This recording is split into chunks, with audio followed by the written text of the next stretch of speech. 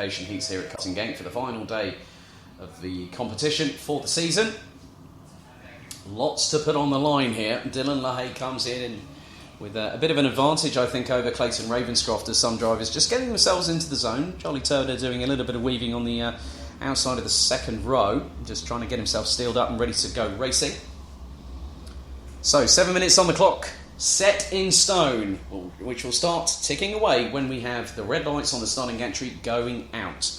The drivers in the 2x2 customary rolling start formation, as is known in Rotax racing circles. We go lights out for the first time, and it's a clean start, and it's 4 abreast at some points, heading into turns 1 and 2 for the very first time, and there is contact down in the mid part, and that's 3 karts involved. One's gone very wide and had to go a bit of grass tracking.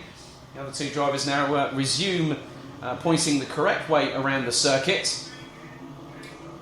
One of them looks to be the 369 of Mads Rees. So Rees might have been an unwilling participant and had to try and take an avoiding action. But the leader's now coming down towards turn 7 for the very first time of asking. And it looks like it is a KR Sport 1, 2, 3. Charlie Turner looks to be in 4th position and is battling away with Mick Knowlton. Knowlton goes up the inside of the Brit for position through the exit of turn number 8. And at the front of the field, it looks to be the 315 of Jason Lockwood. So you'll probably have Clayton Ravenscroft just behind in the 399, and then Will Jenkins in the 330. Mick Knowlton, Charlie Turner, then it's Andreas Hebauer, and then you've got the 359 of Kieran Gifford just behind, as they come around to complete lap number 1. So a bit of a lead there for Lockwood. That's a great advantage that the Brits got in the early foray here. 0.671 of a second ahead of Ravenscroft. Jenkins, Knowlton, Turner, Hebauer, Gifford, Brunsils, Harrison, Clementine Benoit gets past Guilherme de Oliveira for 10th position. Nick van der Mosselaar 12th, Kian Sang, Stormblower, Mario Sidler, Tom Edmonds all the way down in 16th position. So it looks like Oscar Hall is one that's not going to be taking any further participation in this race. Probably didn't even make it out of the pre-grid. So 28 drivers still circulating. And Lockwood has got away like the proverbial wet-scalded cat and is now got a really good lead, and he's taking a wider line, as is Ravenscroft. Knowlton seems to get some real good pickup and purchase on the wet weather mojo tyres there. And some of the drivers still trying to battle amongst themselves, nearly 3 abreast going into turn 7. So Mick Knowlton having got past Will Jenkins for 3rd place and is closing down on the back bumper of Clayton Ravenscroft as we near the completion of lap 2, and he's sent it up the inside of the Brit on turn 11. That was an opportunistic move from the Dutchman, but Ravenscroft trying to fight back at the 304 from the Netherlands, running in the GKS Levens Power colours. So Turner is in 5th and has got Andreas Hebauer from France chasing him down. Lockwood's gap now between him and Mick Knowlton is 1.5 seconds. And then it's Ravenscroft trying to get his way past and try and close the gap on Lockwood, who's clearly cantering away from the rest of the opposition. So Oscar Hall no longer taking any further part. Josh Powell languishing in the bottom end of the order in 28th. Lorenzo Stolker's got past Josh Powell for 27th. Eduardo Cosseteng's got past Ben Donkin for 17th place. Stolbro's got past Kian Sang for 13th. Sam Harrison making his way back a little bit further up the top 10 into 8th place, having got past Kieran Gifford for position. And so he's just so tentative. You can just see how much some of these drivers are struggling with the conditions. But it looks like Jason Lockwood is just revelling in it. He's just absolutely loving this at the moment. But Mick Knowlton looks to have closed that gap, and by quite a considerable margin, I might add. It was 1.5 seconds. I think it could be round about a second, maybe 1.2, depending on how much purchase Mick Knowlton gets out of the final corner. It's 1.289 between 1st and 2nd. Ravenscroft has dropped a little bit further back by about a second off, but still has a chance to keep himself in contention. He wants to get... Oh, there's a little... That was very close indeed between a couple of drivers there, and that is the squabble over what is 3rd position and, 4th position, and that's being led now by Andreas Hebauer with Will Jenkins and Charlie Turner hot on the heels of the Frenchman at the moment as they go through turn 6. Charlie Turner takes the widest line on the outside of that turn in comparison to the two in front. But Jason Lockwood is not having it all his own way into the last 2.5 minutes, plus an additional lap. Lockwood now is going to find out that Mick Knowlton's going to start chasing him down. And the Dutch driver has firmly got the bit between the teeth and is going for it.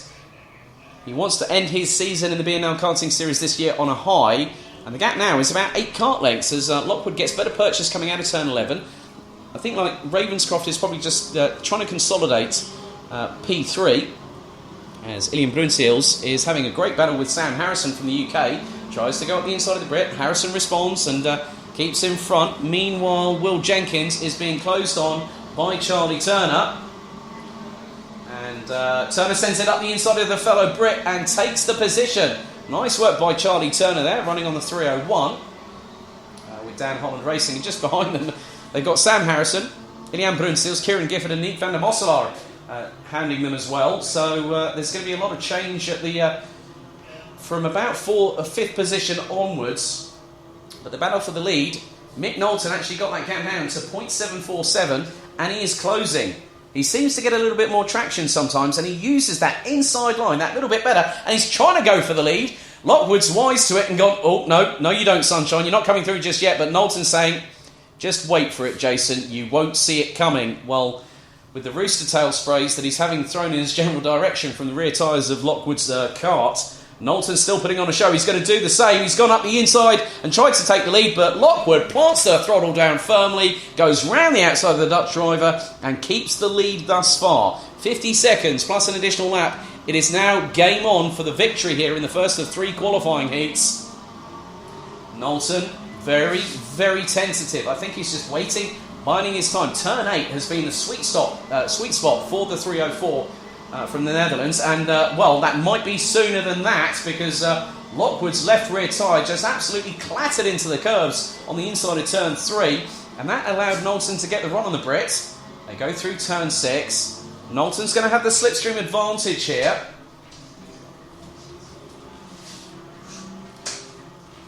So, and it's getting very interesting a little bit further behind. Because Charlie Turner has now got away, looks like from Will Jenkins. Andreas Hebau currently sitting in 4th place as Mick Knowlton is just has got the lead now. He must have done it through turn 8 then.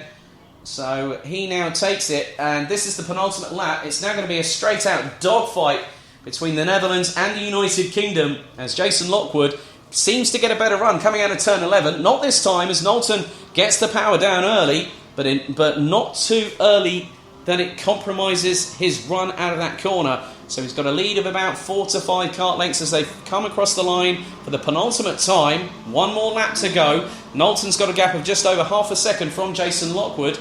Ravenscroft a further 3.5 seconds adrift in 3rd. Andreas Hebau, Charlie Turner, Will Jenkins. Ilian Brunsils has got past Sam Harrison for 7th place. Kieran Gifford and Nick van der Mosselaar ran out the top 10 ahead of Guilherme de Oliveira. But behind Charlie Turner, the battle is well and truly on between Will Jenkins, Ilian Brunsils, Sam Harrison and Kieran Gifford. And that's the battle for what is effectively 6th position as Mick Knowlton comes through turn 7 for the final time in the first of 3. And Lockwood, that could have been very, very difficult for the Brits. He went towards the outside line of turn 7. The back end tried to step out, but he managed to control it and keep it planted on the black stuff as the battling drivers behind is now Sam Harrison is going side by side with Kieran Gifford, it looks like, for the position. Gifford gets past, Harrison loses out, but now it's 1 more corner to go and he's done enough. He struck whilst the iron was hot, did Mick Knowlton. Now the checkered flag is being prepared for the 304 from the Netherlands, who wins the first qualifying heat for Cinemax today. Jason Lockwood, an impressive 2nd position. Clayton Ravenscroft in 3rd. Then Andreas Hebau and Charlie Turner round out the top 5. Will Jenkins keeps ahead of Ilian Brunsils, and there's a side-by-side drag race to the end, which looks to be have been between, I think, Stormborough and Clementine Benoit, possibly. But Mick Knowlton takes the win by 1.5 seconds from Jason Lockwood. Clayton Ravenscroft finishes nearly 5 seconds behind Knowlton in third place, ahead of Andreas Herbau. Charlie Turner, Will Jenkins running at the top 6, fending off Ilian Brunsils to the end, who finished 7th, ahead of Kieran Gifford, Sam Harrison and Nick van der Mosselaar, who rounded out the top 10. Guilherme de Oliveira from Portugal in 11th. Stormbrower in 12th, Clementine Benoit in 13th, ahead of Kian Sang. Mario Sidler rounds out the top 15 in this heat, and completing the 28 that finished this race would be Tom Edmonds, Eduardo Cossetang, Ben Donkin, Teddy Clinton, Max Demerdink, Mats Ries, Ehad Turka, Lorenzo Stock, Victor Plateau, Tim Mikametz, Yash Ranjankan, Josh Powell and Georgios Bersis. So that concludes the first of three qualifying heats. Each Senior Max driver will be in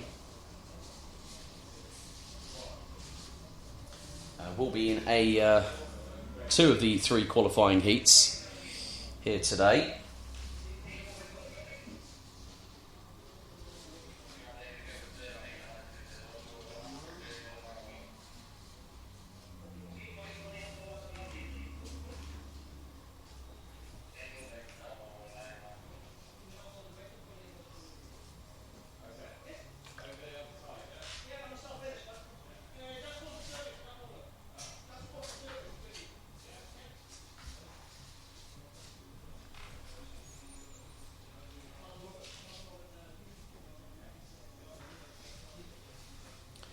And for the first time this weekend, I'm just checking on my weather app on the phone.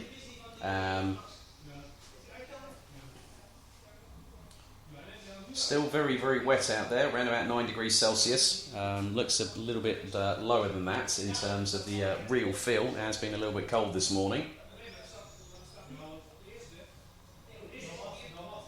So there is a potential chance of more rain a little bit later on, but we'll wait and see on that one.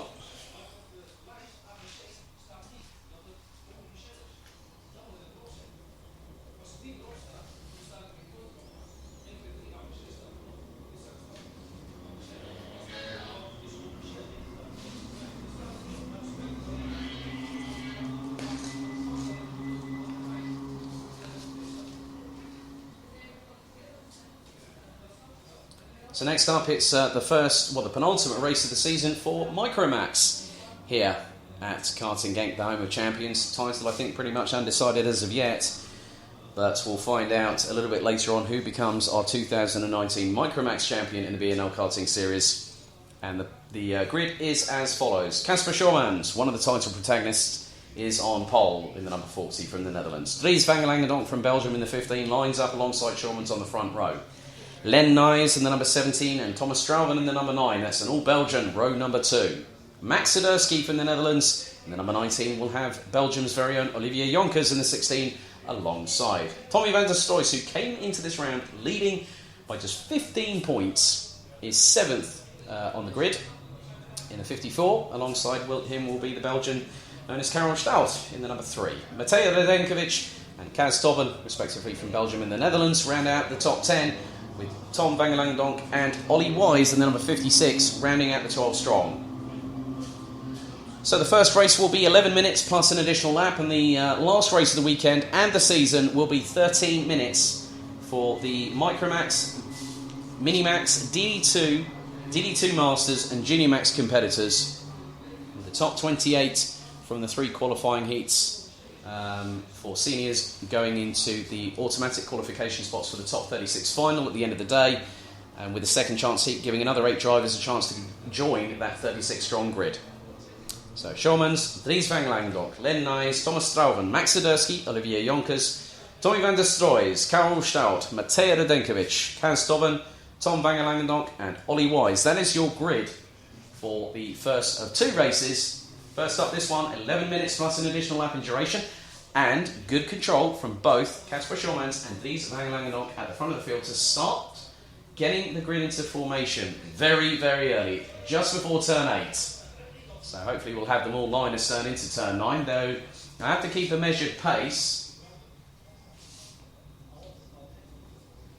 So we've had one clean start today. Let's see if we can keep that bandwagon rolling here in the wet weather conditions. And as you can see, some drivers use different tactics. Some drivers even have superstitions. Can't even get my words out right. Superstitions before they get in a kart. So let's see what these youngsters can bring in terms of the action here. Bodies are well and truly up. Raincoats on here in the gantries here at Karting Genk. So they're starting to bunch up a bit too much, and there's a bit of bumper barging there. Being told to slow, so they're actually listening and seeing what's going on around them. They've got to be aware of their surroundings, these young drivers. The youngest category in the Rotax Racing family here. And they go into the tram lines. Revs rise on the Rotax Racing engines, and it's a false start that's been called. So, and for those wondering on the screens at home, they're going like this. That's them recognising they've got to go around and do another formation lap. So it's again Control Alt Delete, reset, refocus, and they're still pretty much in formation going through turn 3 as Tom Vangerlangendonk in the 26 puts on the throttle quite literally, and the tail end slides out, drift style there. Now, back in the old days, when racing was very, very different, without the modern technology we have nowadays, they said that sometimes sideways was the best way of going fast. Not necessarily in karting. But we'll see what happens. They're now going to go... Now, this is... You ever see when you see birds flying in formation? That's what we're getting on the back straight right now. So if you're watching at home and you are watching on your laptop, take a screenshot whilst you can, because this is the most organised rolling start lap I have seen, I think, since I started commentating in continental Europe in April of last year at this very circuit. That's brilliant to see these young, aspiring drivers who want to be where the likes of Jenson Button, Robin Frimes, Andre Lotterer, Max Verstappen, and a whole host of others. They have that dream to be there one day. You never know. One of these drivers could very well do that. They come now into turn 10. We're going to go around the left-hander at turn 11 before we get to turn 12. And let's see if we can go lights out, good and proper, second time around here.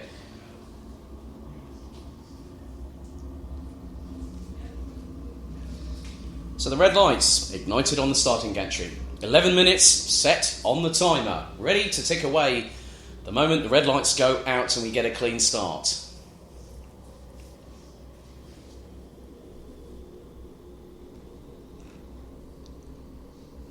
They now head into the tram lines. The revs on the Rotax Max engines roar into life. We go lights out, clean and plain this time around. Heading down to turns 1 and 2 for the very first time. Shulmans takes the initial advantage and Vangerlangendonk slots in behind. Strauven in third. And we've had a spinner at the back of the field. That's Max Zadursky by my reckoning. As Tommy van der Stroy's trying to make up some places there. He's got past Karel Stout going through turn 4. As the lead is no longer in the hands of Casper Schurmans, it is now, looks to be Dries Vangerlangendonk. But then Schurmans retaliates up the inside of turn 6, and the pair are nearly side by side. Schurmans is going to have the run going into turn 7. Vangerlangendonk trying to keep it planted around the outside. That was brave from the youngster, but had to hold off of it as there's been another overtake that's Len Nyes up the inside, possibly of Thomas Strauven, and it's nearly 3 abreast as someone's gone very, very slowly indeed and is breaking down. That is Dries Vangerlangendonk on the inside. Actually parked it on the grass quite safely there. Marshall rushing to assist as Len Nyes trying to go side by side with Thomas Strauven through turn 11. Schurmans is trying to get away now. Well, Zadursky wasn't the one that span out. No, it's a little bit further down the order. That was the 21 of Kaz Tobin, I believe. So Zadursky now has got the fire in the belly, as has Tommy van der Stroy, who's currently in 6th position at the moment. So that is the completion of lap number 1. Schurmans has the lead of just under 0.8 of a second from Strauven, who's having to battle away with Nyes, who nearly got An overtake thrown up the inside of him through turn 2 by Max Swiderski. Olivier Jonkers and Tommy van der Stroys round out the top 7. Then it's Karel Stout in the number 3 in 7th place. So Dries van Langendonk, that's a real shame for the youngster from Belgium. That puts his penultimate race of the weekend and the season to a very abrupt wet weather end here. Ollie Wise at the moment now circulating back up in 10th position. So the youngster from the United Kingdom running on the number 56 in the KR Sport awning this weekend. Doing his very level best. He was definitely all smiles this morning when he said, yeah, I like the rain. So let's see if he can bring the pace to the rest of the field in front of him. He's got about three karts battling ahead, which will be the likes of Tom van Langendonk, Mateo Denkovic and Karel Stout. So Wise has got a little bit of work to do. He's got plenty of time, 8 minutes and 30, plus an additional lap left to go. As Shawmans continues to lead. 0.8 of a second was the lead last time around. He takes a quick glance over the right shoulder, goes across the start-finish line. Gap looks to be truncated. It's actually gone to 0.85 as Len Nyes has gone slower. And the fastest driver around the track is actually the leader as well. And we've got Max Swiderski trying to battle tooth and nail with Len Nyes and makes the move up the inside of turn 3. Had to do the cutback through turn 2. Swiderski did a great job on the Belgian to take the place there. Now up into P3. So he's got a good chance as Max Swiderski. He's won one race this weekend, this season. So we'll see how he gets on a little bit throughout this race.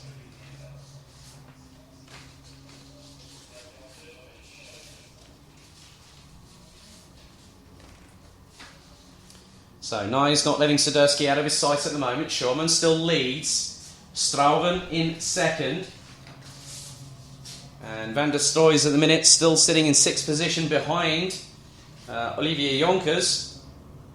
As Nyes goes back up the inside of Swiderski to retake the position. That's a clean move from the number 17. So he's got some good racecraft. He was also racing with Thomas Strauven back at the International Trophy at Le Mans earlier on this year. If you didn't see that battle, that was an absolute corker. But now Nyes has got a battle with Swiderski yet again, who's got the momentum going down into turns 1 and 2. And Swiderski, unfortunately, not able to capitalise just yet, as we're fast approaching the 6 minutes and 40 now left on the clock, as Swiderski definitely has got the fire stoked in the belly, trying to catch up with Len Nyes or keep pace with him. And in terms of the lap times, Swiderski is just a fraction faster, but it's not enough to get him past. If he was a clear 10th or a 10th and a half, I would understand if he actually slingshotted past at one point. But whilst he's battling with Nyes, this is allowing Strauven to get away. And more importantly than that, Kasper Schaumanns is also having to do, as Ollie Wise is really battling away. Looks like Karel Stout is right in the front of his front bumper at the minute. Swiderski still trying to put the feelers out and try and put one past Len Nyes for 3rd place. Turn 10 is a really good overtaking opportunity. If anyone saw Danny Van Dijk's attempt in Junior Max yesterday, you will be entertained. That's very much sure. And yes, that is a Russell Crowe line from Gladiator. I do know that, but there's a little bit of film reference here on the live stream. As Len Nyes still fending off Max Swiderski for 3rd place. 5 minutes and 36 on the clock to go, plus an additional lap. Jonkers is being closed in on by Van der Stroys, who goes up the inside into turn 1. The Dutch driver really trying to make it stick. And does he get it done by turn 2? He forces Jonkers cleanly to the outside, makes the move on the exit of turn 2, gets through into turn 3. Jonkers can't respond. That's a great move there. And Ollie Wise now is... This is brilliant. He's up to 9th. Ollie Wise has done an absolute corker. He's got past, looks like Tom van Langendonk, I believe. So Ollie Wise, 2 10th place finishes yesterday. He's now into 9th. And let's just see how far he is away from. I think he's going to be very much, case in point, up close and personal with Karel Stout. Well, it looks like Stout has gone a bit further away, or is he up ahead of him? So Schaumanns continues to lead. Now I'm just having a look at the lap times between Schaumanns, Strauven, Nyes and Swiderski.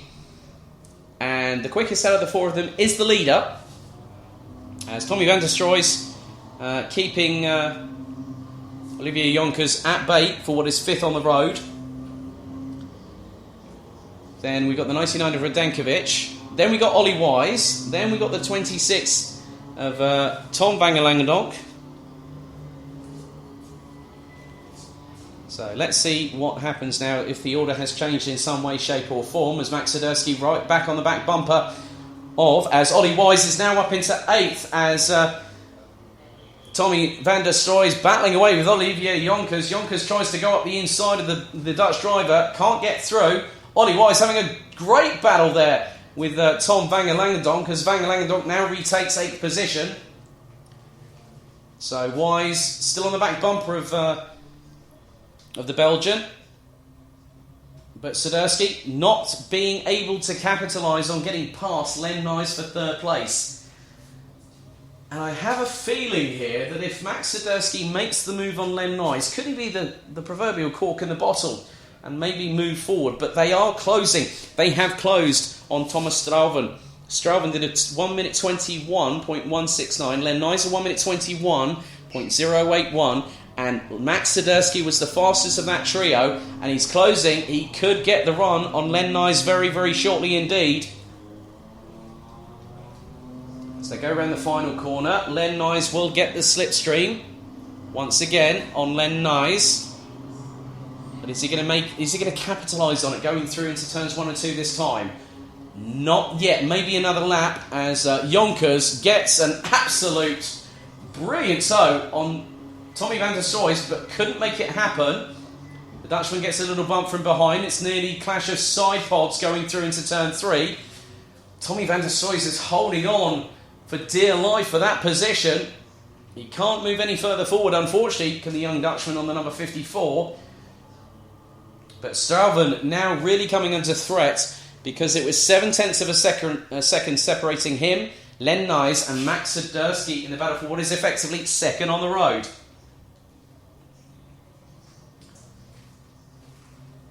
So, Schurmans continues to lead as they go through turn 9, followed by Strauven, Len Nyes and Max Swiderski, pretty much line astern as they go down the short blast towards the right-hand sweeper at turn number 10.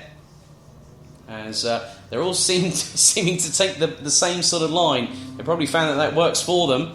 We've seen some drivers take the inside line and get that better bit of purchase coming through that corner. So 1 minute and 40 plus an additional lap left to go. Could be that Swiderski might get a double toe here from the 2 GKS drivers in front. As well, Len Nyes then goes up the inside of Thomas Strauven through into turn 2, makes the move stick. Swiderski's trying to fight his way past, and Strauven very defensive, so he's got a bit of a decision here. Do I attack or do I defend? Can he go after Len Nyes, or does he have to defend against Max Swiderski? Tommy van der Stroy has got a bit of distance now between himself and Olivier Jonkers. Then it's Mateo Radenkovic. Ollie Wise is having a great battle still that's ongoing with Tom van der Langendonk at the minute. So Ollie Wise looking to get his best finish of the weekend. Currently 9th at the moment is the young Brit. But it is still a stalemate between Nyes, Strauven and Swiderski as they go through turn 7 into the right-hander at turn 8. And Swiderski loses a little bit of ground there, trying to put the power down. Might have put it down a little bit too early. Strauven's trying to put the feelers out on Len Nyes. So we're coming into the last 35 seconds of this race, and Strauven's got a real good run of momentum going into turn 10. Won't capitalise just yet because he's taking the same line as Len Nyes. Gets a better run coming out of turn number 11. And that's a real good run. He got the rear end just hooked up and just bit quite clearly there. And Strauven trying to go up the inside of Nyes again on the final corner, but couldn't get past. So now Nyes able to keep himself ahead. Strauven's going to go for it right now and retake 2nd and makes the move early. So Len Nyes does the cutback. Strauven goes wide. This could open the door for Max Swiderski. Strauven back up the inside of Len Nyes. Pair of GKS drivers squabbling away. So Swiderski really is in the ringside seat. This is the penultimate lap as Casper Schurmans for the penultimate time goes through turn 6 and starts putting the throttle down towards turn 7. Len Nyes nearly up on the inside of Thomas Strauven through turn 6. So, and a little bit further down the order, the running order continues that Tommy van der Stroy still battling away with Olivier Jonkers, second, third and fourth now make their way through the exit of turn 8. Strauven's still leading that thus far and has kept a hold on it at the minute, but it could come down to the final lap. These three could have a drag race to the finish coming out of the final corner on the final lap, let alone what happens now, as you can just see how much these young drivers are wrestling with the steering wheels, trying to keep these karts composed and going as quickly as humanly possible, even with the adverse atmospheric conditions proving to be a detriment in terms of pure lap pace. Tommy van der Stroys has got Olivier Jonkers about a kart length and a half behind, as it is now the final lap. Schomans now goes through turn 1 and turn 2 for the final time, as Len Nyes up the inside of Thomas Strauven retakes second. Strauven goes back up the inside of the number 17, Swiderski. I don't know if he's going to do any. He's not going to have a chance. He's got a chance at least third, now that Strauven has managed to pull away by about 2 kart lengths from Len Nyes on that particular exchange, as Tommy van der Stroys has just lost out, as Olivier Jonkers pulled out a brazen overtake round the outside of the Dutch driver through turn number 3. So, leader now comes through turn 8, and when they say that the leader's doing a good job, you don't really talk about him that much, and that is true with this case personified, thanks to Casper Schomans, who's just run away with it whilst everyone else has been battling away with each other. So, down the long blast towards the turn right, the turn 10 right-hand sweeper, and Len Nyes has had a bit of a moment there coming out of turn 9, went a bit wide, went onto the grass. So that allowed Max Swiderski to take third on the last lap, but the checkered flag will be prepared, and it's another win this season for the number 40. He started to celebrate early because he's got every opportunity to do it. Casper Schomans in the number 40 takes the penultimate race victory of the season, ahead of Thomas Strauven in the number 9, with Max Swiderski taking third after a bit of drama at turn 9 on the last lap for Len Nyes, who finishes in 4th. Then it's Olivier Jonkers in 5th place ahead of Tommy van der Stroys from the Netherlands. 7th place goes to Matej Radenkovic. And then it's Tom van Langendonk in 8th place. Ollie Wise gets his best finish of the weekend in 9th, ahead of Karel Stout. And last but by no means least, Kaz Tobben, with Dries van Langendonk unfortunately not even making it past the first lap on that race. But what an emphatic win. He just celebrated because he went, I've got plenty of time to do so. Took his left hand off the steering wheel, and what a win, what a dominating win for Casper Schomans from the Netherlands. And he won by 4.673 seconds ahead of Thomas Strauven. Max Swiderski takes third, Len Nyes in 4th, Olivier Jonkers in 5th, Tommy van der Stroys in 6th, Matej Radenkovic in 7th ahead of Tom van Langendonk. Ollie Wise from the UK, a good result from the young Brits, in 9th place. Karel Stout in 10th, and Kaz Tobben, there's a little bit of a celebratory spin out there, or did he just get caught out by the conditions, did Casper Schomans? But he's definitely deserved that race victory there as the young man.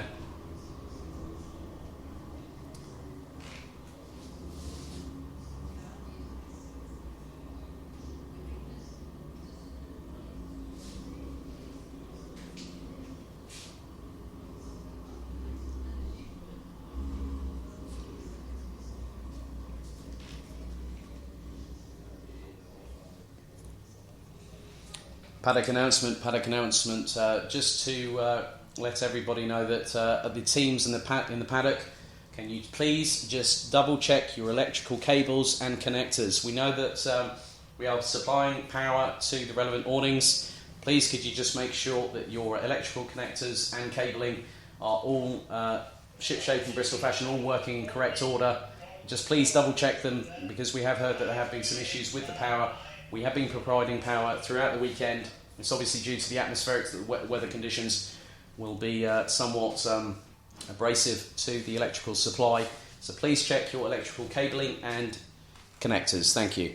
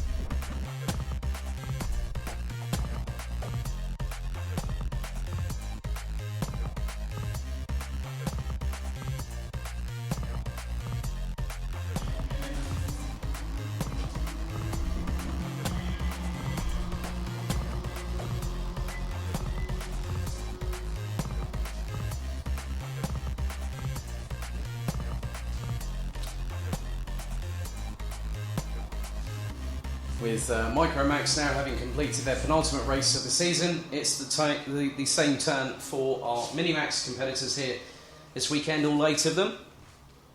And your grid is as follows.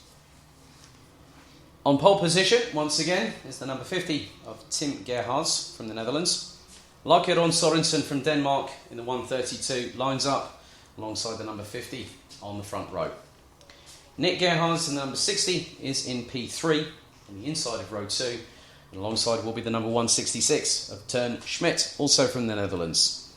Jaden Thien in the 107, also from the Netherlands, has countryman Enzo Boll in the 155 alongside for close company, as Ben takes us to an interview.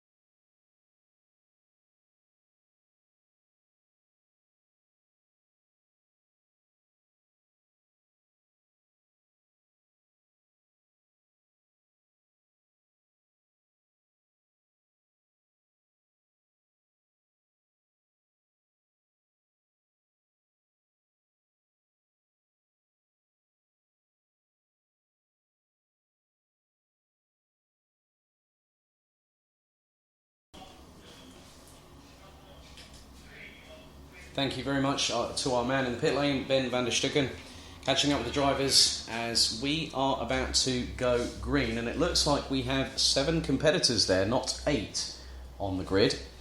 So it looks like we might have one driver not taking part, and that I'll keep an eye on that in very short space of time indeed as we go into the tram lines here for the penultimate Minimax race of the season, and we go lights out and off and away, and it's 3 abreast.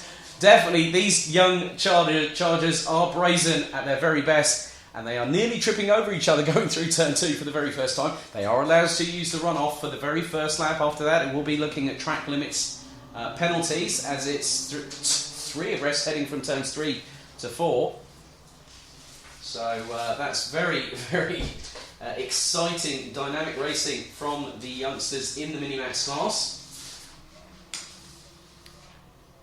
So I think, I'm not too sure who it might have been. It could have either been Nick Gerhards or Turn Schmidt that ended up not starting the race, but it looks like everyone is circulating apparently, according to the timing. So the drivers now coming through turn 9 for the very first time. Looks to be, I think that's Tim Gerhards up front. Jaden Thien looks to be in second position.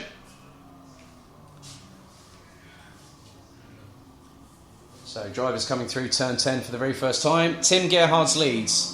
Jaden Thien, Nick Gerhards. Then it is Turn Schmidt, who rounds out the top 4 as we come across the line to complete lap number 1.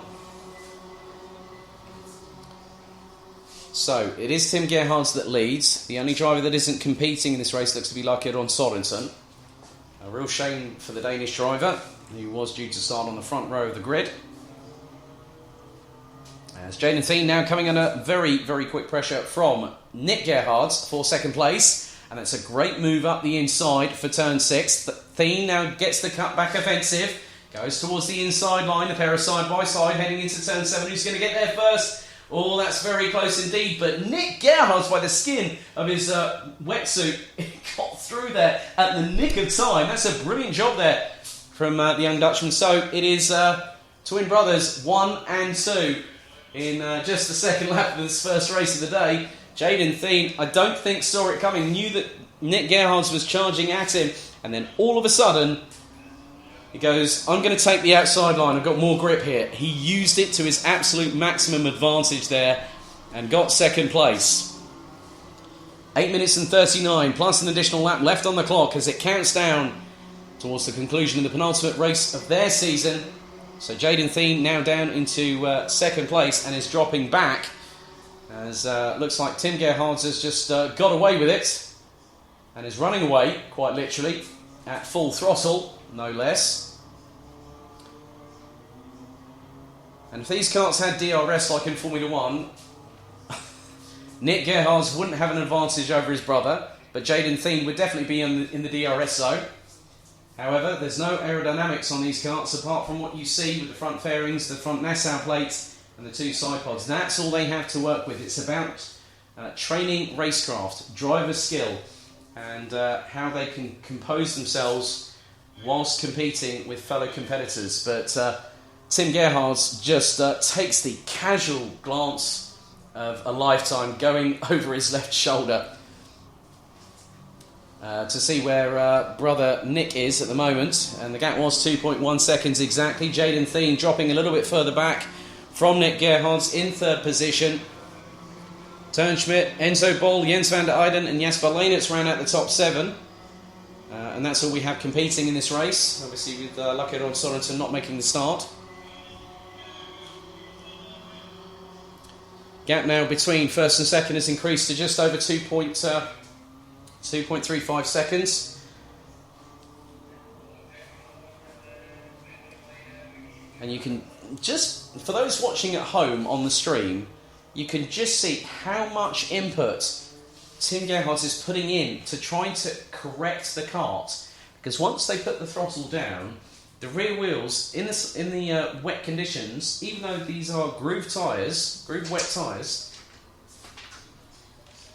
they will have, even the wet tyres don't have 100% coverage on the wet asphalt that we have here at Karting Genk, and there'll be varying different lines. You can just see how much Tim Gerhards is actually putting in to this. And he's wrestling with the cart at times, going into the final corner. The back end started to twitch a little bit there, and he had to correct, and sometimes you can correct correctly, or you can sometimes overcorrect, and it can probably put the back end out of the cart a different way. But nevertheless, he is keeping up the pace. He is running the 1 minute 12.3s. Brother Nick just did a 1 minute 12.8. Jaden Thien's just put in his best lap of the race in 1 minute 13.456. And Turnschmidt running in the 1:14.6s at the minute. And Enzo Bol trying to close the gap is about 0.6 of a second adrift from what is fourth place on the road.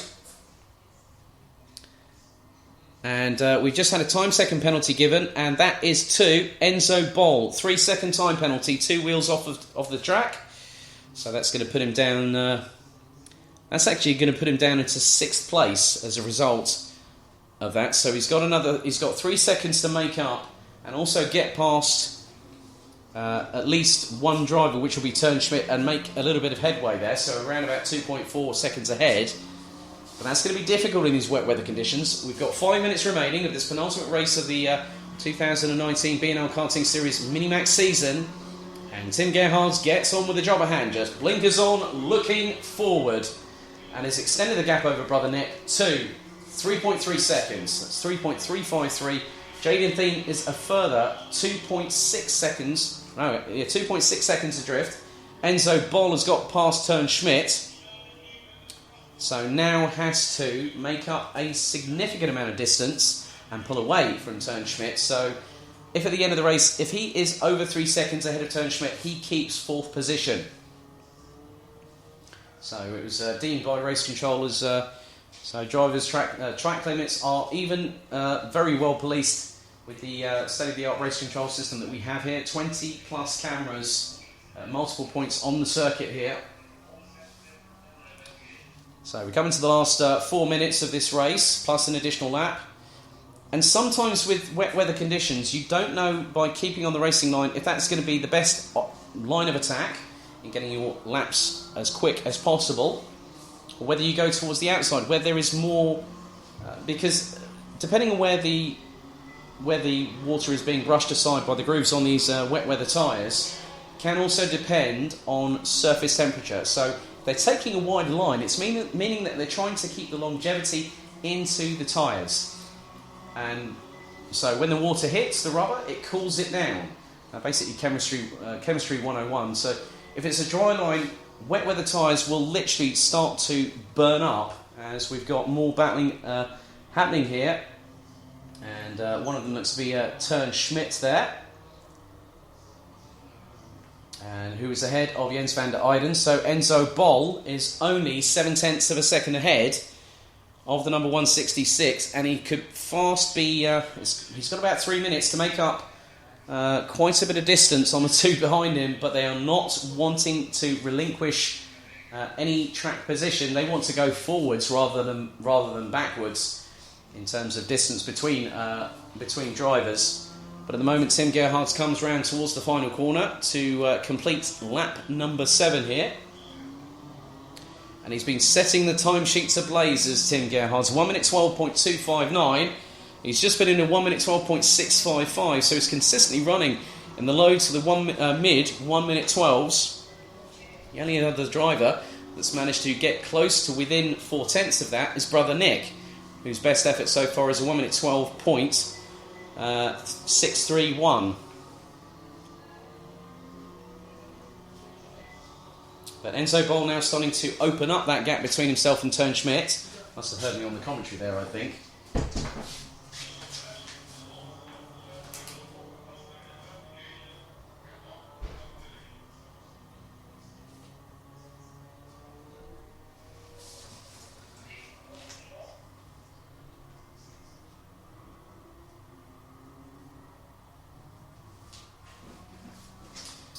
Just a general announcement. Could the owner of a white Mercedes, registration Z for zebra, K for kilo, dash 256, X for X-ray. Looks like that the back door is open on the vehicle, so if you could make sure you return to your vehicle as soon as possible. So that's ZK-256X. Please go back to your vehicle as soon as possible. Looks like you've left the back door open, one of the back doors open. As we go into the last 70 seconds of this race, the gap between the two twin brothers, Tim and Nick Gerhardt, is now expanded to 4.847 seconds. Jaden Thien is fast dropping away. Championship hopes pretty much, I think, have been extinguished now for the 107 from the Netherlands. Enzo Bol now has a gap of 2 seconds between himself and Tern Schmidt. So we'll have to try and find a half a second a lap in the next 2 laps, as we are fast approaching the conclusion of the timer counting down here in this race. So 30 seconds on the clock. Tim Gerhardt gets the rear end a little bit sideways going into the approach, under braking towards turn 10. Excuse me.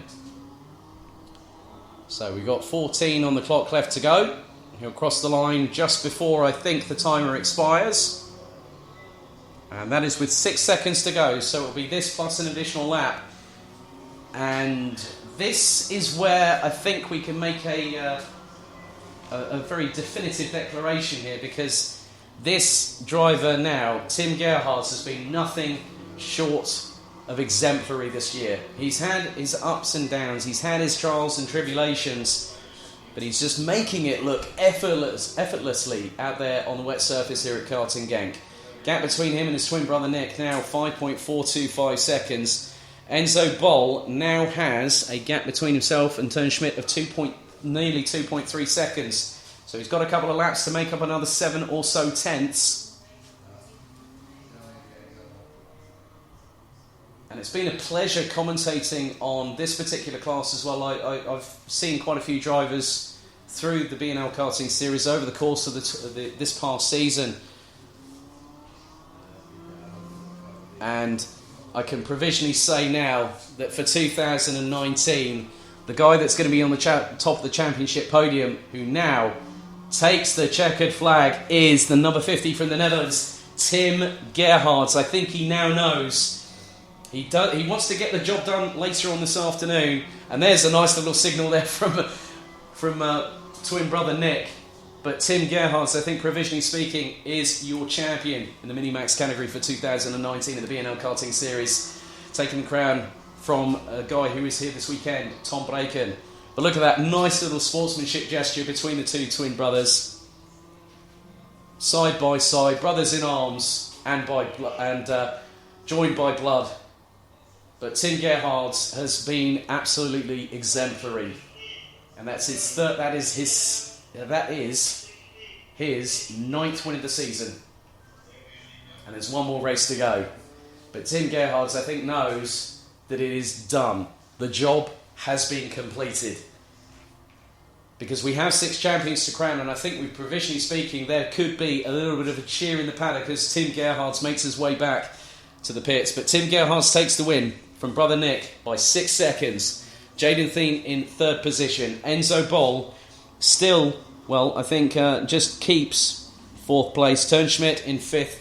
Jens van der Eyden in 6th. And Jasper Leinert in 7th, with Lars-Ron Sorensen not completing the race. But it looks like Tim Gerhardt is your 2019 BNL Karting Series season Mini-Max champion.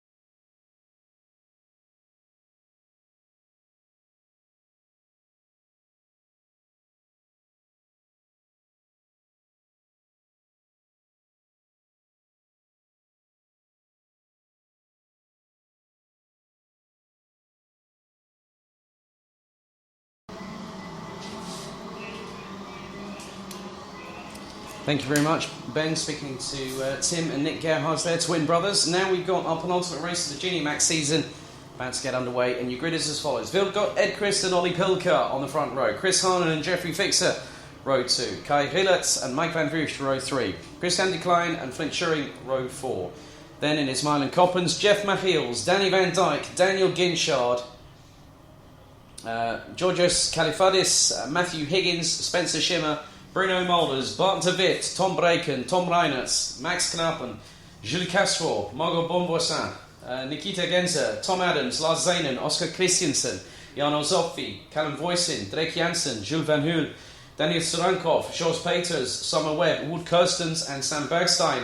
That's the 35 strong. That's the quickest I think this season I've gone through a grid run, but ladies and gentlemen, it's time to go racing for the penultimate time, and as you can see, Vilgot Edquist is actually on the Praga chassis that the Junior Max drivers will use at the 20th running of the Rotax Max Challenge Grand Finals at Sarno in Italy in just 2 weeks' time, from the 19th to the 26th. And one of the drivers from this field will take a ticket to that 20th anniversary event, the 20th running, with the Rotax Max Challenge Grand Finals having been inaugurated back in 2000. So, Edquist, Pilker, Harnan, Fixer, Rilletz, Van Vugt, de Klein, Schuring, Coppens and Machiels. That is your top 10. 35 young, hard, hungry, charging Junior Max drivers ready to go into battle for the penultimate time this season. This is the slowest they have been on a formation lap this weekend. This is where it all comes down to one moment in time. They come towards the tram lines. The Rotax Max engines roar into life. We go lights out. We head to turn 1 and 2, and it's 4 abreast at some point, round about the bottom part of the top 15, and everyone is trying to get through. And there is a multi-kart melee off of turn 2. There are several karts involved. That has completely changed the dynamic of this race. 2 GKS drivers. There's 2 drivers actually stuck together, and they're trying to pull the karts apart. One's got in the kart and trying to get going. So yellow flags off of turn number 2. One driver now pushing despondently 1 kart away. That's 34 drivers now continuing onwards. And we've got another spinner on the outside of turn number 6. So more carambolages than you can shake a stick at. It's 2 abreast going through turn 7, round about at the bottom part of the top 10. So multiple drivers compromised. And one of them looks to be Ollie Pilker, clearly out of position, right outside of the top 15 it looks like, and is nigh on 2, 3, nearly 4 abreast out of turn 9. How could you call that one in these wet weather conditions? Pilker completely sideways out of the exit of that corner. That is a disaster for the Polish driver. He's trying to get some training for the Grand Finals. I don't think he expected this kind of melee. I don't think anyone else did. It's the 2-2-2. And that is Kalifidis from Greece going absolutely sideways on the exit of turn number 11. Vilgot Edquist in the meantime is being followed by Chris Harnan, Danny Van Dyke, Kai Rilletz, Flint Schuring, Mylan Coppens, Mike Van Vugt, Christian de Klein, Oscar Christensen, Tom Heinert. Where is Mike Van Vugt in all of this? 7th. Dan Ginchard down to 18th. And the drivers involved, Jos Peters, Bart de Witt, Margot Bonvoisin was one of them, down in 32nd. Jules Van Hul all the way down in 34th. So it could be, that's Jules Van Hul that's unfortunately parked off of the exit of turn number 2 there, as everyone's squabbling. Tom Reinert's clearly in the mix with Christian de Klein and Oscar Christensen going through turn 6. And at the minute, the driver that's getting away is Sweden's Vilgot Edquist. He's got a sizable lead over Chris Harnan, as looks like Danny Van Dyke was trying to go around at the outside of his countryman through turn number 8, couldn't get through. And it looks like that's Rilletz in 4th, doing a great job in the wet as the young Belgian. He's got Flint Schuring up his back bumper, and just behind him is Mylan Coppens from Belgium. Then it's Mike Van Vugt. Harnan up the inside of Van Dyke, up turn 11, and he blocks the door off firmly. Van Dyke slipstreams up the inside, slingshots past Harnan through into turn 11. You wanted unpredictable racing. Junior Max is giving it in spades right now, as Vilgot Edquist has scored it away. He's got away from the rest of them. He's kept his nose clean. He was on pole position. He got away with it. And the main guy that has really, really fallen down the order, one of which is Ollie Pilker. He's back up to 14th as the young Polish driver, second in this year's Rotax Max Euro Trophy standings at the end of the season. And again, it's 2 abreast at some points. It's nigh on 3 abreast at some points too. as drivers are really trying, as Van Dijk looks to be struggling a little bit. Well, some drivers are really, it looks to be Flint Schuring that might have been going through turn 6, but Vilgot Edquist now has a lead. Danny Van Dijk looks to be in second position. Chris Harnan in third and is trying to go up the inside of the Dutchman on turn 8. Van Dijk just cuts across the front bumper of the 264 quite convincingly there, but it was fair. He had enough gap to do it, and he made sure it counted. Kai Hillert's just really trying to fight some battles of his own, as Flint Schuring looks to have lost out to Mylan Coppens, as Van Dijk and Harnan at it again. Hillert's now behind us. Well, that's a great move from Flint Schuring if he can pull that off. He was right around the outside. Harnan goes up the inside of Van Dijk. Van Dijk slingshots past, gets the momentum, gets the pick-up, and blasts past Harnan for second place. Harnan goes straight back at Van Dijk, heading into turns 1 and 2. And just behind them is Flint Schuring and Mylan Coppens battling over fourth place. Kai Rielis is keeping his nose clean there. And behind them has got Christian de Klein and Mike Van Vugt, who just unceremoniously bumps over the curbs like it was going out of fashion over turn number 3 there. Matthew Higgins is now up into 9th place and has got Jeffrey Fixer just behind for close quarter company. But it's all kicking off outside of the top 4. There is an almighty squabble for 5th. There's 4 karts involved, and they're heading into turn 7. And at the front of that train, it is the 216. Well, it was the 216 of Flint Schuring. Kai Rielis trying to get past the 216. Danny Van... that is... I can't even keep up. These youngsters are getting me out of breath really quickly. Mike Van Vugt behind Hillert's. And that's Christian de Klein there. So that's an almighty titanic scrap for what is effectively 5th place on the road. As Christian de Klein goes up the inside of Van Vugt, it looks like. Hillert's just up ahead. Van Vugt gets better purchase as opposed to de Klein going out of turn number 11. So... still leading the way. Vilgot Edquist has an absolutely almighty lead. 3.5 seconds over Danny Van Dijk. Then it is Chris Harnan. Mylan Coppens in 4th. Flint Schuring in 5th. Kai Hillert's in 6th. Ahead of Christian de Klein. Mike Van Vugt now drops down into 8th position. Ollie Pilker now back up into the top 10. He's got past Matthew Higgins, who has got just behind him Tom Heinertz. So that's the battle for 10th position. Top 15 will score in this final. Jeff Machiels, Oscar Christensen, Daniel Ginchard, and then we got one kart the wrong way. That is that Tom Braken? Is that Tom Braken that's just gone round the other way, punching the steering wheel with frustration? Couldn't really catch the number. I'll see very shortly, but that looked like Tom Braken's kart that was round the wrong way between turns 3 and 5.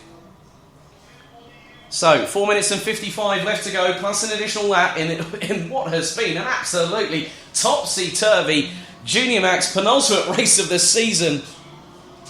So, Edquist is leading. Van Dijk is in second. Chris Harnan now has a bit more of an advantage over Dan Ginchard. And now Chris Harnan has pounced on Van Dijk, got a better run through turn 12, got the power down, but now Van Dijk has the advantage in terms of momentum and slipstream. Takes a wide line going into turn 2. Cuts to the inside. Does he get past? Oh, he goes a bit tail happy coming out of turn 2. Harnan back on the offensive. Up the inside very cleanly through turn 3. Van Dijk gets an absolute run of momentum. Up the inside of Chris Harnan through turn 4. Harnan responds and goes up the inside of him through turn 5. This is absolute dynamite here.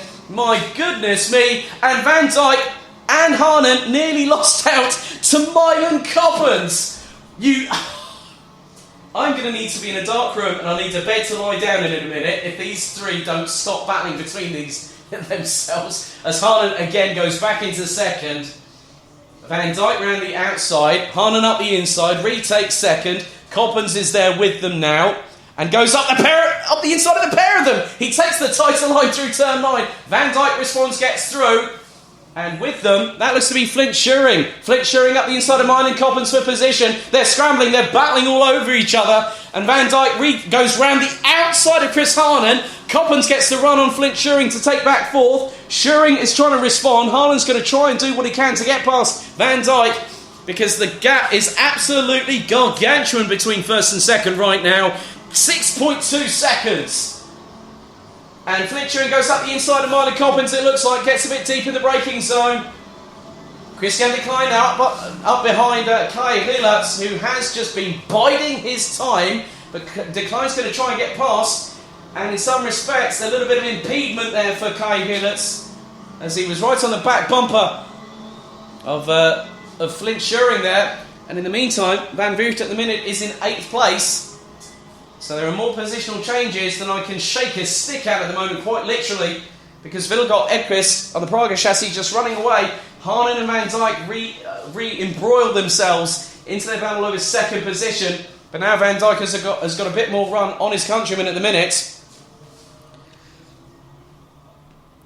So quite a few drivers out of customary position. Dan Ginchard is now in 13th. As the race to Sarno continues here, some of the drivers have already qualified in this field, including Mike Van Vught and Tom Heinartz. The two that have really been battling for it at the moment are Chris Harnen and Dan Ginchard, who both want to go to Sarno in just 2 weeks. Oh, we've had some time penalties issued. 298 looks to be one of them. 207 looks to be another. 207 is Bruno Mulders. I will wait until I get informed on the timing screen very, very shortly. But who would have thunk it that we would have had such an entertaining battle? We've still got 90 seconds plus an additional lap of this race still to go. Vilgot Edqvist has a 6.2 second lead at the moment. 3 retirements thus far. Jeffrey Fixer, Bart de Wit and Jules Van Hoel. Van Hoel didn't even make it on the first lap. Neither did Bart de Wit. So it's been a drama for some of the drivers out there. Top 15 at the moment. Vilgot Edqvist leads still, as Tom Heinartz and Matthew Higgins are still battling tooth and nail over 10th position. Higgins still keeping his nose in front at the minute, as Flint Schuring now behind Mylan Coppens, as Christian de Klein goes up the inside of the 216 through turn number 10. Felix has got a good bit of purchase in the 274, but Schuring absolutely explodes at a turn 11 up the inside of Christian de Klein, who then goes wide and allows both Christian de Klein and also Kai Hillertz to go through. So Schuring just got an absolute barnstormer of a purchase coming out of turn 11 and flew down to turn 12, and I think he just outbraked himself there. But also the atmospheric, the wet weather conditions definitely catching drivers out. They think, yeah, I can go for the move, I can get it. And then they realise it's too late, and that's what just happened with Flint Schuring. 15 seconds on the clock to go. Edqvist, Van Dijk, Harnen, Coppens, de Klein, Van Vught, Schuring, Pilker, Hillertz, Higgins, Heinartz, Machiel, Zanen, Ginchard and Schinner. Those are the top 15. And there looks to be another time penalty being issued. I'm not too sure what these are for, but the timer is now expired, as Vilgot Edqvist comes through into turn number 10 and nearly puts 2 wheels on the grass there. He's really pushing the limits of adhesion on these wet weather Mojo tyres. So he's going to get the final lap board now.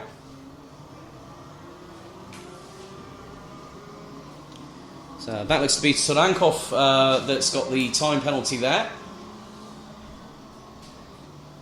So Edqvist has a sizable lead, as more drivers trying to battle amongst each other. Looks to be Oscar Christensen and Bruno Mulders there battling away, but Bruno Mulders looks to have got a time penalty. I haven't had everything completely ratified and confirmed, as Christian de Klein is battling away, and it's getting all nasty through turn number 2 and 3. Pilker's definitely in there. He's got past Flint Schuring. He's got up the inside of the Polish driver on the Rolf Schumacher chassis. Oh, Pilker nearly loses it coming on the outside of turn number 4 there. But he kept it planted, my goodness me.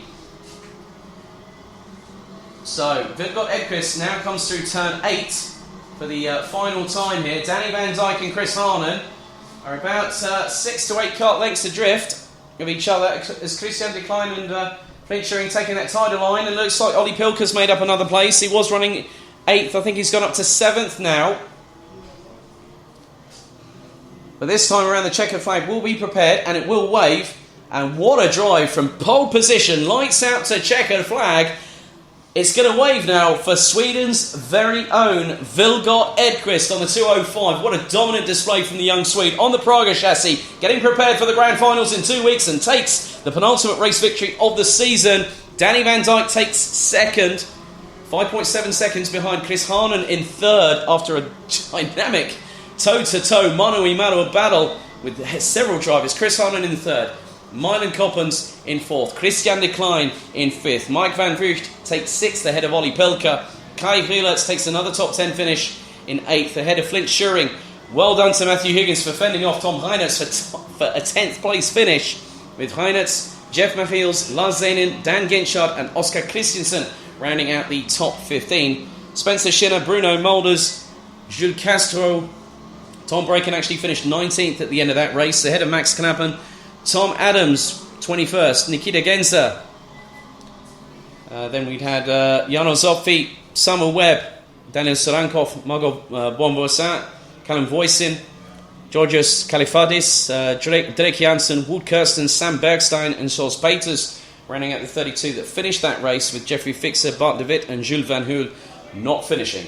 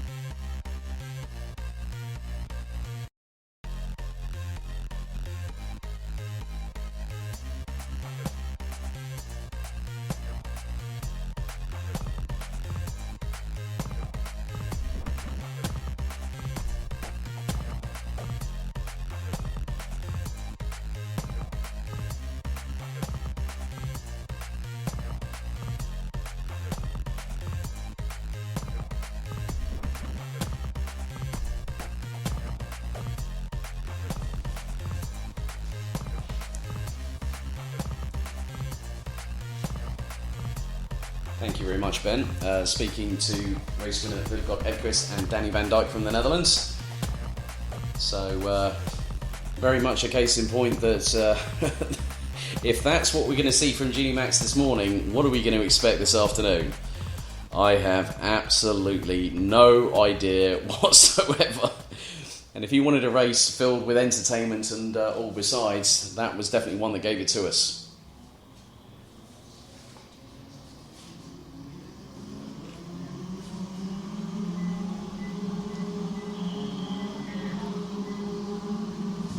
So our penultimate race before the lunch break is DD2 and DD2 Masters. And the grid is as follows. Zander Schiblak, the reigning and defending DD2 champion from 2019, is on pole position, having done a great job in qualifying. Sebastien Legrand from Belgium is alongside his countrymen on the front row. David Remy from Sweden and Carl Klivort are pole sitter in DD2 Masters and pretty much champion-elect in this class. Rounds out the second row. Lasse Andresen and Belgium's Jan Negusens round out the top 3 rows. DJ Libris in the 436 for Dames Racing is in 7th. Alongside will be Christoph Leinen in the 588, second in the DD2 Masters classification after qualifying. Then we have Christoph Adams in the 555, Jamie Billings in the 442, Fritz Vansen in the 527, Carl Klibort's son Jordi in 12th place in the 410, ahead of Michael Becker in the 526, Andreas Schindler in the 515, Silvio Pipahato in the 545, Wout Coulson in the 434, Konrad Beyer in the 508, Wout Antonissen in the 433. Tamsin Germain starting in 19th on the inside of row 10 with Roland Kinch alongside. And then Ronald Billings in the 541 rounding out the 21 strong. But Ronald is unfortunately not going to start this race.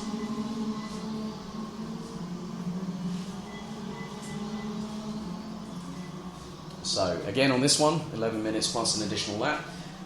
After this we will have our penultimate qualifying heat for the C-Max division, which again will be 7 minutes in duration. This time for DD2 and DD2 Masters, it will be 11 minutes plus 1 additional lap.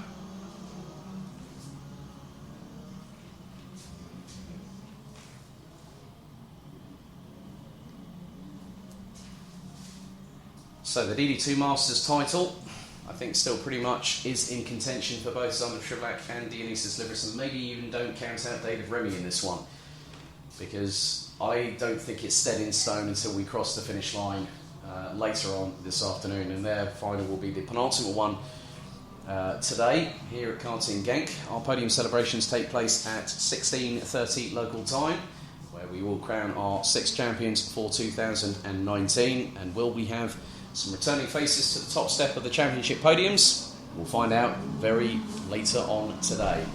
The whole field now bunching up into the 2x2 rolling start formation. A couple of stragglers in the back, at the back, including the likes of Konrad Beyer, Silvio Pipahato, amongst others. So let's see if we get this one lights out and off and away for the first time of asking here. The drivers go into the tram lines, full start. Race control not happy with that, did not give the go-ahead to go racing. For those wondering how we can tell whether it's a full start, well, over the lights on the starting gantry, there's a red light which will normally go out if we get a clean start. And if it is a full start called, there will be an amber light alongside for good measure. So the timer will be reset to 11 minutes. The red light is now reignited on the starting gantry here at Karting Genk, the home of champions in the Limburg region in Belgium. Around about a 3-hour drive from Calais.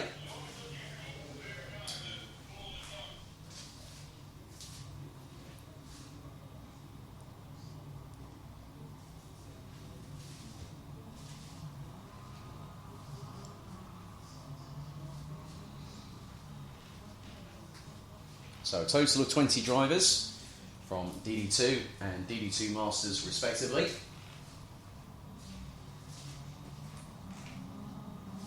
And the good thing is that it's nice to see that Trivak and De Grand are keeping things in order. They want to get them all in line and get them ready. They are now set and focused at the task at hand, which is to concentrate on the start procedure. The drivers now taking those couple of activation steps here. Maybe trying to, when they go from side to side, trying to see if they can warm up the tyres. It's something that a driver does to steel themselves ready to go into battle. This looks to be a little bit closer formed, this grid. Do we go lights out second time around? Yes, and a great run there from David Remy, who tries to slingshot past Sebastian de Grand and has the inside run of the Belgian. And Grand goes really, really wide. Oh no, he goes spinning! That's a full 360 for Sebastian de Grand. He came into contact ever so slightly there with a Dames Racing teammate. It looks like DJ Libris, who got a really good purchase coming out of turn 2. Went to go up the inside. De Grand was hung out way on the outside. and was caught spinning, and we got somebody else going way off the outside of turn 6. So not just drama in juniors, we've had it in DD2 and DD2 Masters already. So it looks like that we've got Trivlac in the lead, Remy in second, third place looks like Cole Clevel, and we've had a coming together there, Conrad Bayer and the 557, that's Roland Kinch from the United Kingdom. So Conrad Bayer managed to get going again, as did Roland Kinch. But then the battle for third get going on, and in the meantime, at the front of that, there's another spinner. Who is that? That's not Cole Clevel, is it? That is. He has gone 180 degrees the wrong way, going through turns 10 and 11. He tried to pick up the throttle, but it spat the back end out, and he was left as a passenger, unfortunately. So that's dropped him way down the order. So again, right on its head. Junior Max has been thrown upside down and shaken around a bit, and now the cocktail shaker has definitely been brought out well and truly for DD2 and DD2 Masters. So at the front of the field, Zander Trivlac is leading by just over 7.5 tenths as Dionysius Livris is trying to get his way past. Looks like Lassie Andreasen there in the 409. So the two leaders now make their way through into turn 7. So Trivlac being closed down by Remy. Gap now about 5 to 6 kart lengths. In third, that is Jan Nigursens. So that's a good start from the young Belgian. Up from 6th place on the grid in the 490. So Cole Clevel now down in 17th position. Just seen Conrad Bayer come through turn number 7, now through turn 8. And then Roland Kinch also doing the same as well. So Remy not really letting Zander Trivlac get away with this, as Dionysius Livris has now got past Lasse Andreasen and now is going after Jan Nigursens for third place. As Jan Nigursens, he's finding the back end is stepping out every time he's trying to punch the throttle, and it is about modulation, because you can brake, you can put the throttle down. In dry conditions it's fine because you know where your markers are.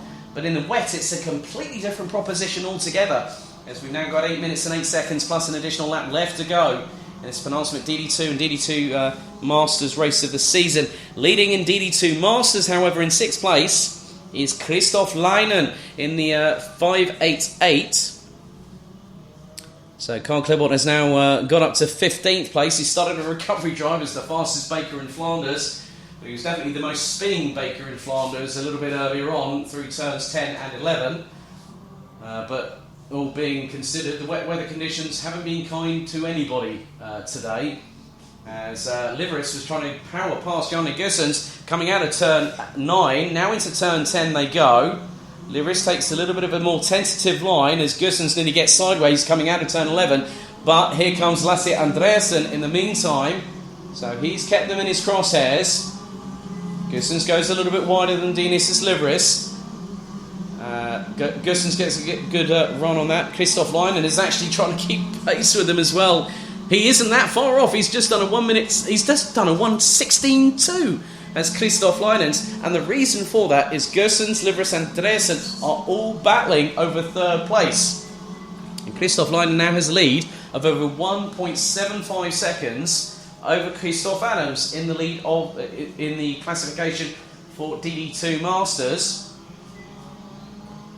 So at the minute, between first and second, Zander Trivlac has bridged the gap to just under 1.1 seconds between himself and David Remy as Gursens, Livris, Andreasen and Leinen go through turn number 7, and the moves happen. Livris has got past Jan Gursens now. So Livris has got past Gursens, and Gursens has gone wide through turn number 9. That could have opened the door for Lasse Andreasen for 4th place, but that wasn't the case there, because Jan Gursens managed to shut the door on the exit of that corner. As Livris now really trying to get away. He's trying to break that toe that Gursens will have, and Gursens has opened the door for Lasse Andreasen, who can't even capitalise, trying to put the power down, but he gets an absolute barnstorming run on Dionysius Livris. Here we go. What's going to happen for third position? Oh no, Gursens couldn't put it up the inside. He had to go to the outside line to get the better purchase on the rain-soaked asphalt here. But Dionysius Livris just had him measured, could read him like a book, and tore out a page in the process. Great driving there. Hard, firm, but fair racing as Gersons is not letting Liveris get away with it as they go through turn number 6. Two leaders still pretty much keeping each other honest as Shrivlak just trying to consolidate what could be a comeback after a difficult weekend in Marienburg back in early July to retain his title. But I don't think he's going to start celebrating until the checkered flag waves in the last races of the season. As there we go, that's Andresen trying to go round up the inside, and he's nearly side by side with Janne Gersons, and Gersons has to relinquish. And then in the meantime, up the inside of him, tries to go Christoph Leinen. They nearly bang side pods, and there we go, Leinen gets past Janne Gersons. Well timed by Christoph Leinen. He's been on absolute fire as the 588. He did a 1 minute 16.463 last time around. So Christoph Leinen still keeps... Well, no, he's actually being passed again by Janne Gersons. So Christoph Leinen is definitely making sure that, hey, if these young guys can have a bit of fun in the wet, so can I. As we've got yellow flags down towards turn number 10. So yellow flags there. Has someone gone off? Just keeping an eye on what's happening here because there's been no changes. No, Walt and Tenissen showed us having dropped to place, but there are yellow flags down towards turn 10. That's no overtaking there, which has since been brandished back in by the marshal. And that's Wout Coulson, I believe. That means that the 4:34 from Belgium's race has come to an abrupt end on lap number 5 here as we're about to complete lap number 6. 3 minutes and 40, plus an additional lap left to go. As Zander Shrivlak crosses the line, and his gap between himself and David Remy will be 2.5 seconds. He's doing what he needs to do.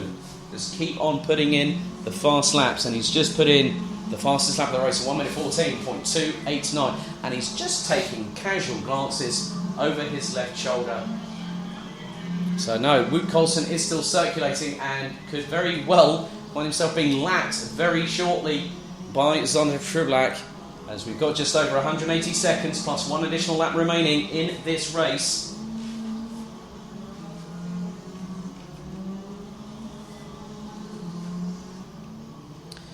So Christoph Leinen still leads, but it's only just over 4/10 off of Janne Gersons for what is on track position. As Zander Shrivlak now gets past, looks to be, yep, that's Wout Coulson there in the 4:34. David Remy trying to chase the leader down, but we'll have to deal with this back marker in front as we've got 2.5 minutes remaining. As Christoph Leinen and Janne Gersons still battling tooth and nail over, as it looks like Wout Coulson has just pulled it into the pits there. That's a real shame for the Belgian. So Gersons is a little bit further adrift off of Lasse Andreasen, but I must be completely honest here that Christoph Leinen has been running quite comparatively on pace. Now Christoph Leinen last time did a 1 minute 16.527. Janne Gersons 1 minute 16.601. So nearly a tenth quicker in the wet. So Dionysius Liveris trying to do what he can to consolidate a opportunity to take a title this year. Been running also in the Rotax Max Euro Trophy this season with Dames Racing, but Zander Shrivlak definitely has got this one nailed to the mast in terms of his lead over David Remy. So Remy just keeping it calm, cool and collected in second position, knows that he won't be able to catch up with Zander Shrivlak in time for this race to conclude. As we go into the last 75 seconds, plus an additional lap. So the two at the front just keeping it nice, cool, calm and collected. As DJ Liveris comes through turn 11, as does Lasse Andreasen, then Janne Gersons, and then Christoph Leinen. Then we've got Sebastian de Grand, who rounds out the top 7. Jordi Klebold, son of Carl, has just been passed by, he's behind Christoph Adams in the 555. So Christoph running in 8th, second in DD2 Masters. Fritz Vincent running in the top 10, just behind Jordi Klebold, son of Carl, who is trying to make his way back up the field and is about 1.5 seconds behind Fritz Vincent in 11th position. but that will put him 4th in the class, ahead of Michael Becker. Jamie Billings in 13th. Andreas Schindler, who won the Euro Trophy Open back, won the actually at the kickoff here earlier on this year.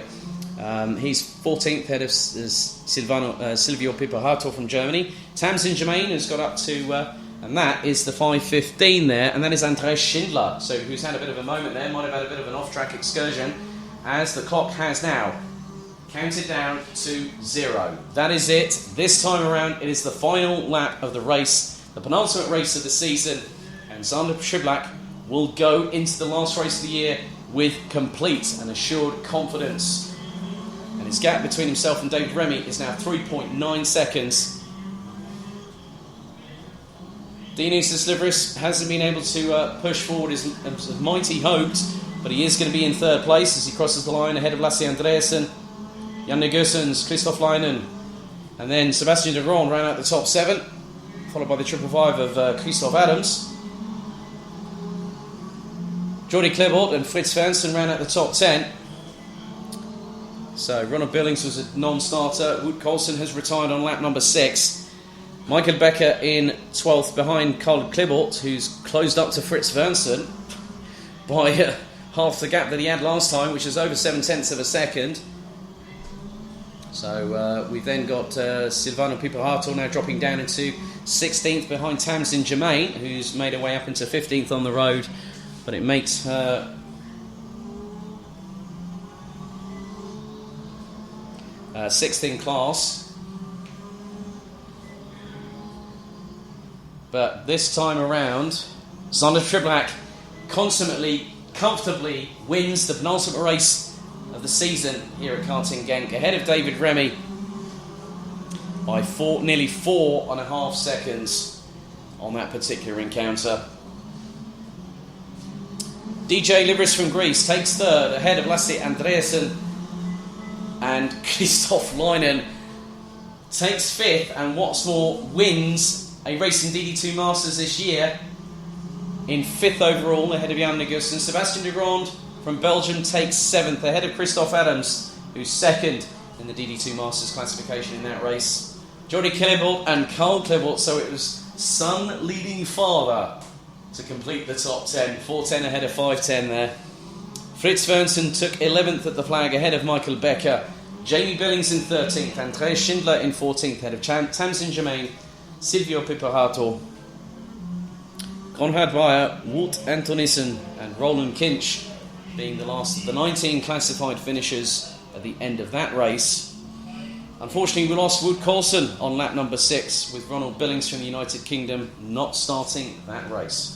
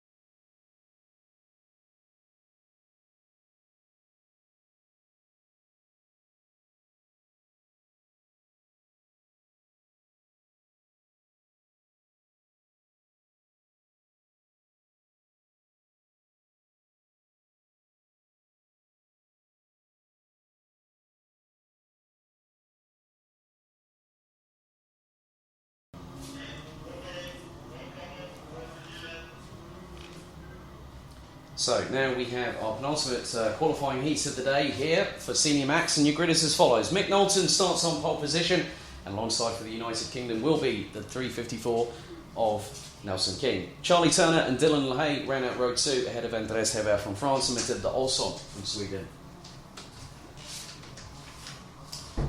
Then we have Ilian Brunsils and James Lingard rounding out row number 4, and completing the top 10 it's Lorenzo Stolk in the 375 and the 313 of Germany's Fabian Bock. Kian Sang and Lewis Gilbert ran out row 6. Teddy Clinton and Felix Farger from Belgium, that's row 7. Tom Edmonds and Russia's Maxim Toriev ran out row 8 ahead of the Philippines' very own Eduardo Cosseteng and Bramo Sabada from the Netherlands. Victor Plateau and Engel Shogo ran out the top 10 rows.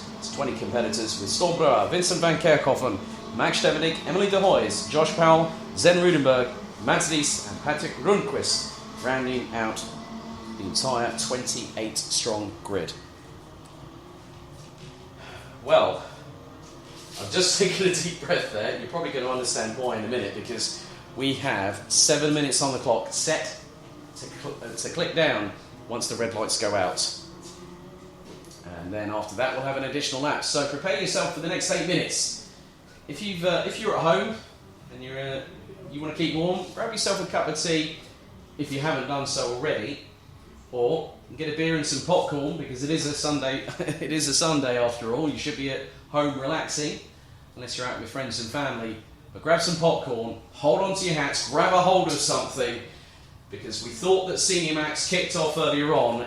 The volume is going to be, let's say, increased an infinite fold in terms of what will happen when 28 Rotax Max engines roar over the start line to start around about 8 minutes of battling across this 1,360 metre circuit here at Karting Genk.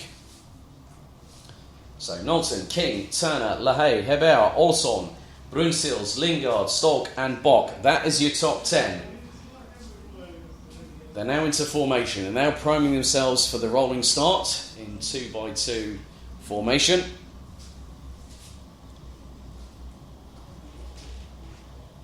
The anticipation builds, the tension rises out on the circuit as, ladies and gentlemen, here we go into the tram lines. Do we go? Lights out and away. It's off we go. And it's three. Oh, that was nearly a top part of a diamond formation there, going into turn number 1. And looks like there's definitely, as Charlie Turner trying to springboard his way to the lead, he nearly does it. He does now. That's a great move. Charlie Turner did a brilliant job just to hang on and just keep in front of everybody. And he's kept in front of the lead. That's a brilliant job there from the Brit, and that looks to be Mick Knowlton, I think, just behind him in the 3:04 from the Netherlands. What a job from Charlie Turner. Just planted it on the runoff area, tried to keep the inside line, through into turn 3, and he got it done. Great job from the Brit on the 3:01 from Dan Holland Racing. And everyone else is tripping over each other. I think I've just seen Lewis Gilbert make his way up into the top 10, and there's a gaggle of about 5 to 6, maybe even make that 10 karts from 5th onwards, squabbling over position. It's two abreast, it's nearly 4 abreast coming out of turn 9 from around about 7th or 8th, as Mick Knowlton now gets past Charlie Turner to take back the lead. He was on pole position, and now just behind looks to be the 328 of Dylan LaHaye, charging towards the Brit of Charlie Turner. As they're all trying to squabble amongst themselves, as there's a battle between the likes of Cosseteng and looks to be Storm Brouwer, who's shot up the order a little bit right now. 327 Andres Heber is coming under pressure. Emilian Brunsils, who goes up the inside, trying to force his way past the Frenchman, going through into turn 2. And, oh no! Heber goes spinning 180 degrees the wrong way, coming out of turn number 2. Brunsils was trying to make the move stick, had to force him wide, but I think just ran him out of road there and put him straight onto the grass track. So Heber trying to drag that kart as quickly as he can to the inside of turn 2. Now the outside of turn 2, that's a real shame for the Frenchman. He was battling so well there. Brunsils had timed the run, but I don't know whether it was just grip adhesion that probably caught the pair of them out. As at the minute, Charlie Turner keeping a hold of second position in the minute, but Dylan LaHaye will try and close him down. LaHaye took a perfect score yesterday with 2 wins and has put Clayton Ravenscroft on the back foot. Ravenscroft will be in the last qualification heat later on today. But it is advantage Lahey, I think, coming into this race. This race day, as he's trying to get past Charlie Turner for second. Turner is definitely shoving the door back in Dylan Lahey's face, well and truly, and he's just saying, no sunshine, you are not getting past. And Lahey will try and find a way, but it's only a case of not if, it's going to be a case of when he finds that gap that he needs to get past Charlie Turner. I'll try and get through the running order if nothing happens in the meantime. Well, it is actually now, because Dylan Lahey nearly goes sideways, trying to go up the inside of Charlie Turner for second, through turn 4. Can't get through. So, Knowlton leads, Turner second, Lahey, Olson. We've then got Nelson King back up into 5th place, Lorenzo Stolk 6th, Lingard, Gilbert, Bock, Brunsils, Varga, Toriev, Edmonds, Kosseteng, Breuer. That's the top 15. As Charlie Turner really putting on a defensive display ahead of Dylan Lahey here in Belgium. They do say the Brits like the wet. Well, Charlie Turner was definitely, he said it's going to be wet all day when I spoke to him this morning. Charlie, you're definitely right. Your wish came true, mate. So he's definitely keeping Dylan Lahey very, very honest, as Lahey is going to really have to try and fight his way past the Brit. But it just depends on where he can get the momentum and get the purchase and the adhesion to blast his way past the 301. And we have, that is the 317 of Maxim Turiev of Russia, who was facing 90 degrees to the right, coming out of turn number 10, and everyone had to avoid. So the Russian now drops out of what was effectively 11th or 12th place there.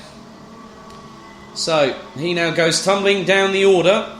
Andres Hebel, and it looks like Endo Shogo might have been the other driver that might have been involved. I'm not too sure with what happened a bit earlier when Shogo was actually down in 20th, but he's now down into 27th. Andres Hebel still circulating and is about to cross the finish line now, and it's quite a hefty gap behind the leaders. He's 37.6 seconds behind our leader, which is Mick Knowlton, who's got a 2.2 second advantage over Charlie Turner. Well, it's not anymore, because Dylan Lahey looks to have gotten past through turn 8.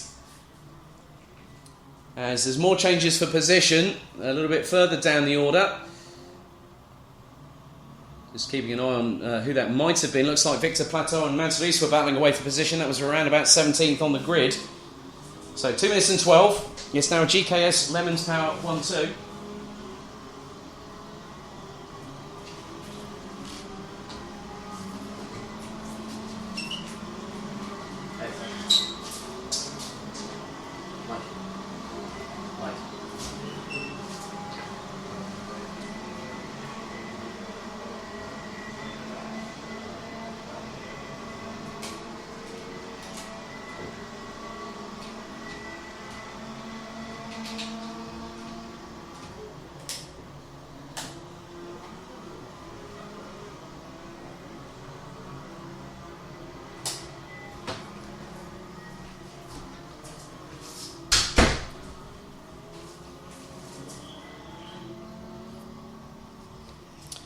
Right, so we should have our sound back on the live stream. Don't know what happened there. It looks like the batteries failed on the receiver, so we should be up and running now.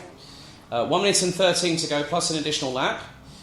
And we still have Mick Knowlton leading by a comfortable 2.767 seconds ahead of Dylan Lahey.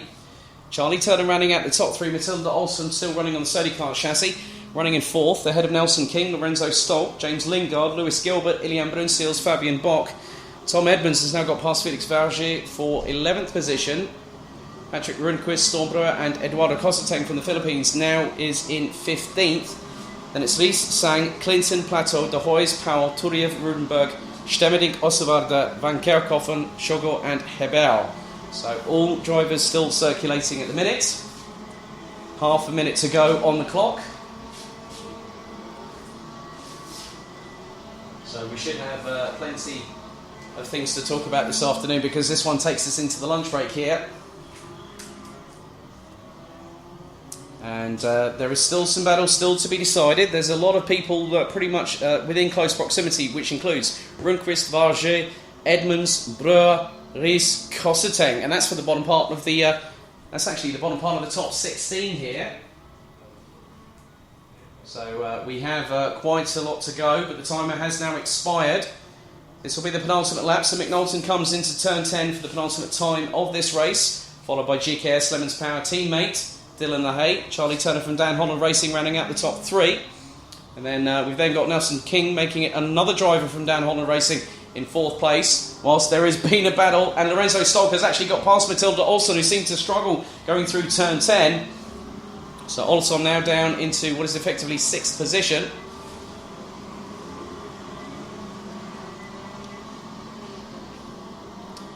Then we've got James Lingard, Lewis Gilbert, Ilian Brunsils and Fabian Bock rounding out the top 10. So it's the final lap, and Mick Knowlton now is fast full throttling his way down into turn 6. Now down into the back straight.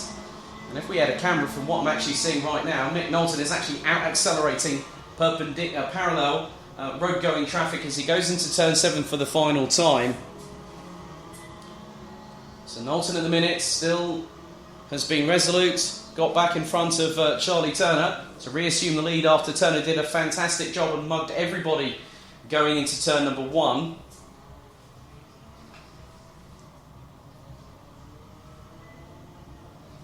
So just a couple of handfuls of corners to go for Mick Knowlton. He comes out of turn 11 for the final time. The short blast down to the final tightening right-hander that explodes outwards towards the start-finish line. And the checkered flag now waves for Holland's very own Mick Knowlton, who takes a commanding victory here. But it is game on. Advantage LaHaye, I feel, going into the afternoon, the final afternoon of the season as he takes second. Charlie Turner must be really happy now he's got a 3rd place. Great job on the start from that guy. Then we had Nelson King in 4th. Lorenzo Stolk pipping Matilda Olsson in the last couple of laps to take 5th place. Then we had James Lingard, Lewis Gilbert, Ilian Brunsils and Fabian Bock rounding out the top 10. As there are still squabbles to be decided as they cross the start-finish line. And we just wait for our final 2 competitors. So Knowlton takes it by 4.366 seconds. Charlie Turner in 3rd place. King in 4th. Stolk in 5th. Olsson in 6th with Lingard, Gilbert, Brunsils, Bock and Rundqvist rounding out the top 11. Felix Varget, Mads Ries, Stolbroek and Eduardo Cosseteng are the top 15 in that race, with Edmonds, Clinton, Sang, De Hoys, Plateau, Powell, Rudenberg, Ossevarde, Turiev, Van Kerkhoffen, Stemmerdink, Shogo and Hebert rounding out the 28 strong.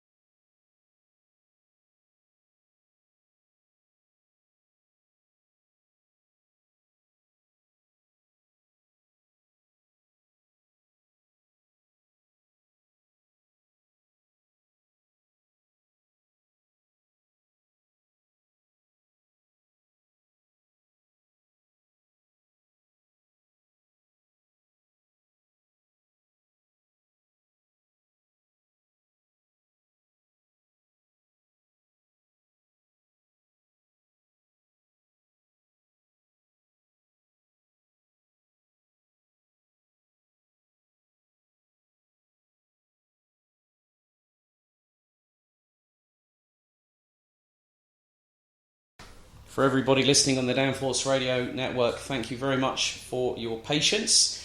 That's it for the morning coverage here at the BNL Karting Series. Final day of action here at the home of champions Karting Genk with myself, Alex Goldschmidt, signing off as it is now time for the lunch break. We'll be back just before 25 past 1 this afternoon to conclude what's been an exciting finale weekend here in the Limburg region in Belgium. Thank you for listening. See you after the lunch break.